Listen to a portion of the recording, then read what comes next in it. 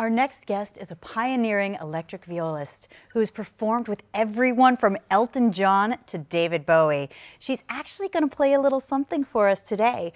Please welcome Martha Mooke to the South by Southwest EDU Studio. I am so looking forward to this. Me too. Take it away.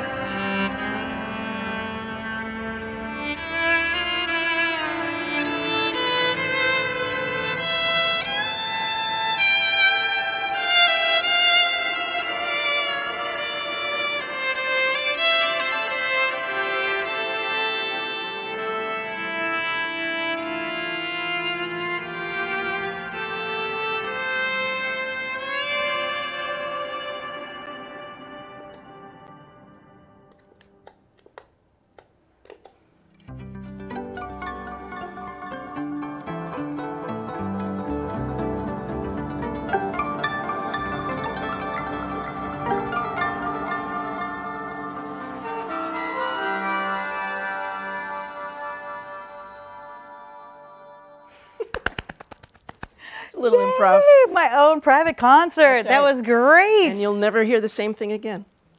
You're an improviser. That's an right. improviser. Yes. Okay. So you've performed with so many musicians, but you're here at South by Southwest EDU to talk about your collaborations with David Bowie, Be Still My Heart. How did you come by that? How did that start? It's a great story, and I couldn't have made it up if I had tried to.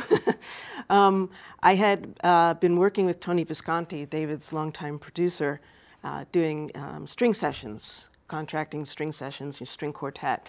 And because I had met Tony, but I used to play with a lot of different ensembles. And I was always doing classical plus different styles of music.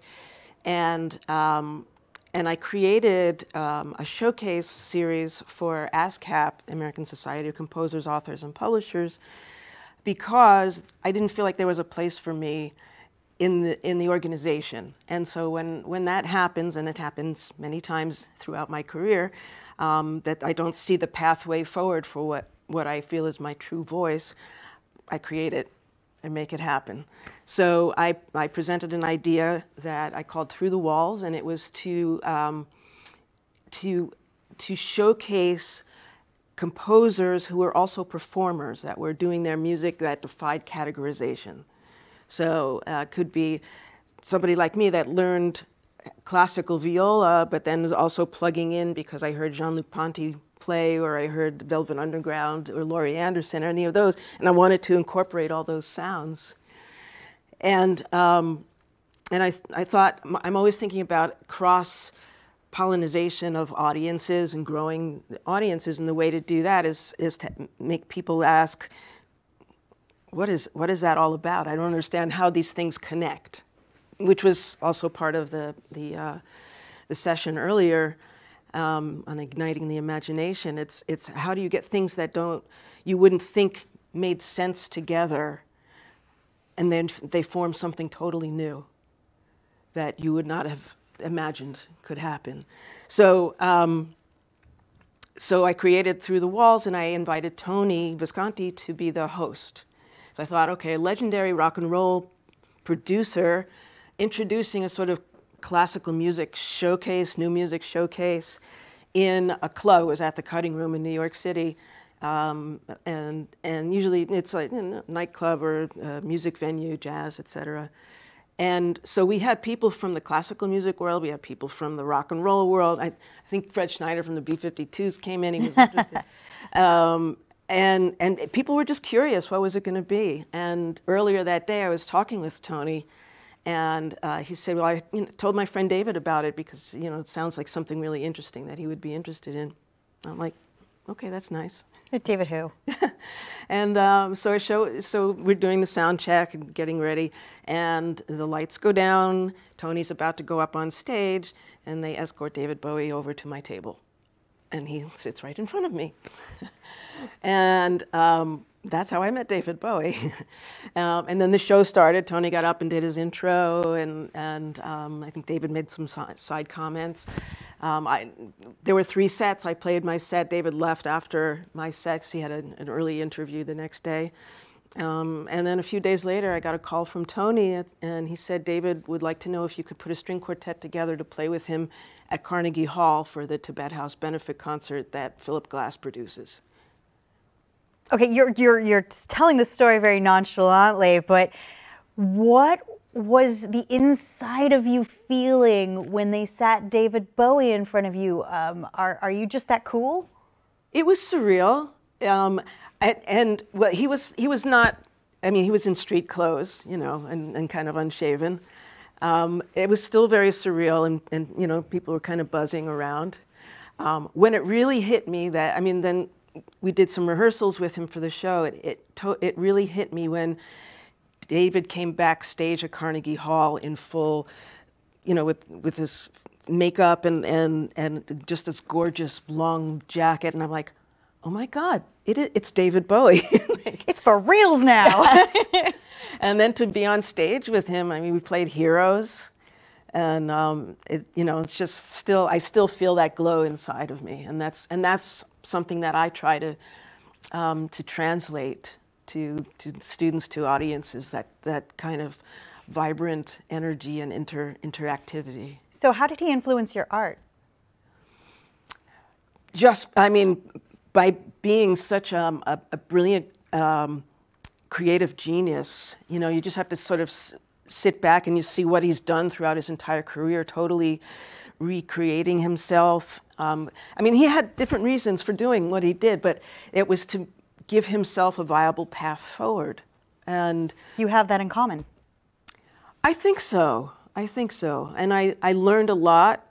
I learned a lot from David, and he did talk about the cut-up technique and the verbicizer of you know, cutting up newspapers and putting words and sentences together that wouldn't have made sense otherwise, but that sparked something in the imagination to go maybe in a different direction that you would not, your brain would not have ordinarily put it in. Will you describe David Bowie as an artist in search of unconscious intelligence? Yes. Tell me about that. Well, that is, I think we all have a creative voice inside of us, and I think some of us just think too much about how, you know, how do I draw something, how do I play something, and not so much of organic creativity, and that is what he was proposing with the cut-up technique, with basically everything, his approach to creating, whether it was music, whether it was art, was just to see where it went and not have expectations. And although he also made a comment in one of the videos that I showed about being careful not to overdo something. Do you use the cut-up technique too? I use it in different ways. I use it in a musical way where it's just my process is to try different sounds, just like I did before. I really didn't know where it was going. Sometimes it ends up becoming an actual composition, and sometimes it's just kind of daydreaming. And daydreaming is also a form of creative fertilization, I guess, in a way, when you give your mind space and let it kind of find its way. So just, observing the different decades and the different eras of David, and working with him in the studio, and being in that world of feeding off of that creativity. You guys are great collaborators. What do you think are the keys to the best collaborations? Well, the main word actually is collaborations. I don't think there is a right way or a wrong way. I think the best thing to do is to leave yourself open to collaborating with people that you never would have imagined you could actually create something with. Like, I have a collaboration, ongoing collaboration now with Razel, beatboxer, because we happen to be sharing the same stage, and we're like, you want to improvise, you want to do something together, and we've been working together ever since. We create, we write together, we perform together, and who would have, ever thought that that could really come out and be some kind of a successful collaboration. So when you collaborate with other artists, it seems like you guys you have like a language together. You're communicating back and forth. Is that something that's learned, or is that something that's innate? It's communication, and it's a language that gets made up every time you have a new collaboration.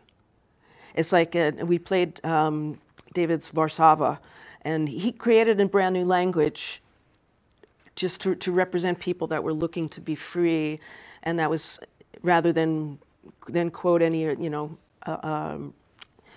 other language.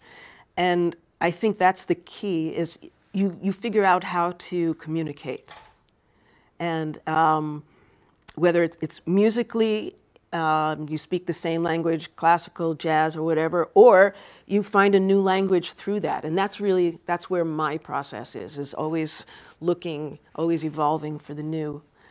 I find when I go to a museum, it inspires me in a way that I can go home and do better sculptures.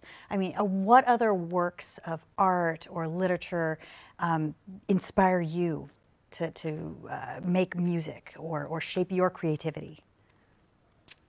I think just knowing that there's so much out there that I don't know about, and whenever I have the opportunity to explore something new or go, I haven't gone to museums too much lately just because there's no time. But you can be inspired. I'm inspired just by this piece of. That bowl's gorgeous. Yes, absolutely. I could write a whole piece of music based on that, and so it doesn't have to be something that is intended to spark your creativity, because who said cutting up words is supposed to spark creativity? What does that mean? Or Brian Eno's oblique strategies, like a deck of cards with these very strange sayings on them, which is meant to shake you up and get you out of your regular state of how you would do things, because that's how evolution happens. That's how new things happen. How do artists use the cut-up method, other musicians and artists? It's used by literary artists. They used it in I think William Burroughs used it, and Brian Garson. But each one is different. Basically, it's taking something that made sense on its own, and carving it up, and throwing it up into the air, or putting it together. I have an honors class that I teach at New Jersey City University, and that was the hardest thing for them to do, was to practice do something in the cut-up technique. Because I told them, cut up this poem, I think it was a Robert Frost poem, mm-hmm. Cut it up, and just put it together without trying to make sense. And it was really hard for them to try to put these words together without have them making sense. So as a teacher, is that how you unlock their creativity? You just kind of force them to get out of their headspace? In a way, yeah. I encourage them. Don't force anything. I let them think that figure out how to do it on their own.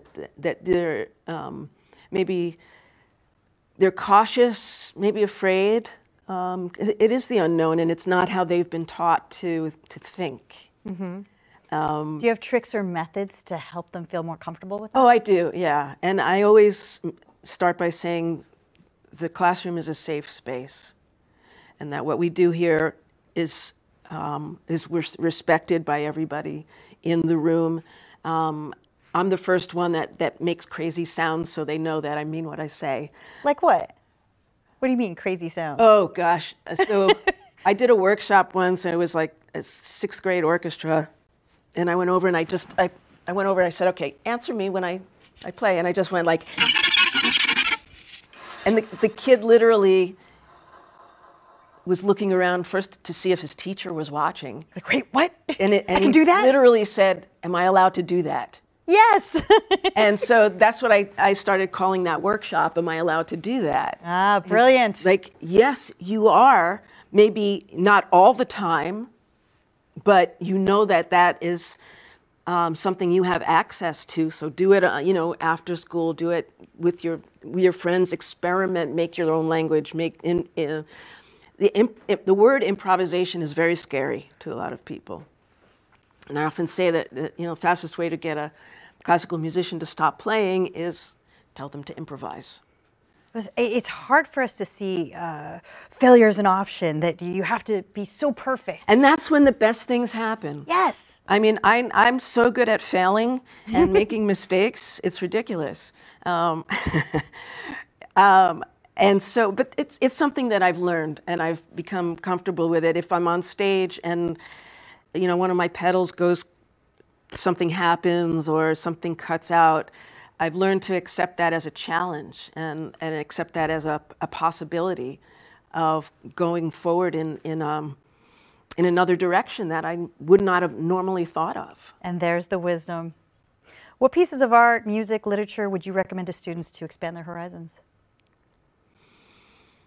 Oh, there's so much out there that I know. I don't even know, and I'm constantly learning from my students what is out there. So I have to say, just keep your ears open, keep your eyes open, talk, enter into conversations.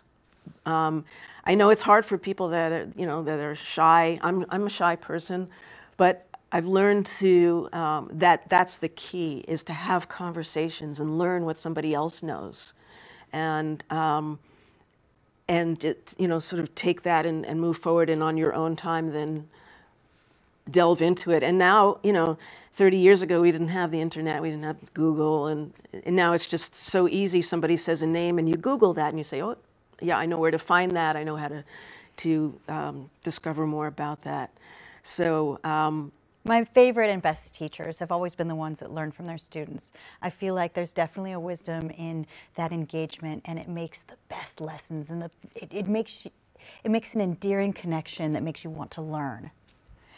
Yes, I think it's important to always know that we're always evolving, and that's how I feel. And I don't have an ego about saying, oh, I didn't know how to, you know, I didn't know how to do that, or I didn't know that. Please show me. Yeah, yeah. And I think that is something that I would heartily recommend for more people, students, to keep that part of it. Keep when we were little, we tried everything, right? When we were kindergartners, we would, you know, got our hands into everything, ate dirt, the whole thing. And as we grew up and went to school, and teachers are saying, no, you can't do that, or parents are saying, no, you can't do that, don't do that. It's blah, blah. And so we're hearing all these no's and all these boundaries that are being created, that if we understand that they can move, they can move. And let's get back to what we thought when, you know, we made up all these things when we were little. Let's keep the imagination flowing. It's evolving, and now we have more experience to work with it. So speaking of being free and talking about being a child, you wore some pretty fantastical costumes when you performed with the New York Theater Ballet while you were playing your viola. That must have been so exciting. Can you tell me about it? That was yes. That was, so I've collaborated with dancers before. I love working with dancers with other medium. And for a while, I was actually a member of the Dance Theater of Harlem Orchestra, which is very different than composing your own and performing in a different capacity. So for the New York Theater Ballet, it was an amazing collaboration. With the choreographers, that Bridgman and Packer in there, and because they do in visuals and choreography what I do with my music and my instrument, and Which is what makes you clearly an artist in every form of the word. Well, thank you. I think that's, you know, I fed off of them, they fed off of me, the dancers fed off of of the whole thing. I basically wore white, and they projected these amazing images on me. So I was the screen in that way. So I love collaborations, and I'm looking forward to many more. Would you collaborate with my Out Here? Can you play something for the next, 30 seconds or so? I would love it. I'm just really using this so I can hear more. Well, you can't the monitors in front, so. Well, you can go squeaky if you want. Martha, thanks for the incredible music and for making us stop by the studio today. Southwest EDU, been a pleasure, and keep evolving, everybody. You can check out our daily schedule of interviews on our website at schedule.sxswedu.com. And you can also watch all of our studio interviews on the South by Southwest EDU TV app and on our YouTube channel, youtube.com/@SXSW EDU. I'm your host, Kari Byron, and I'm going to let Martha play us out for the break. Thank you for tuning in.